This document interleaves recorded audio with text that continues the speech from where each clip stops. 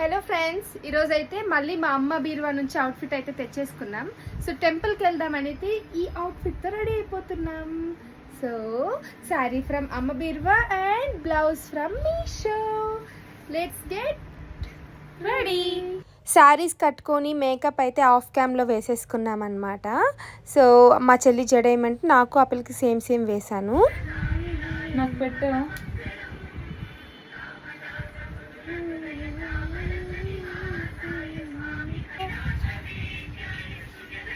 బొట్టు చూస్తారా, ఈరోజు డిఫరెంట్గా నామం పెట్టాం. అండ్ హెయిర్ స్టైల్ అయితే ఇలా సెట్ చేసుకున్నాం.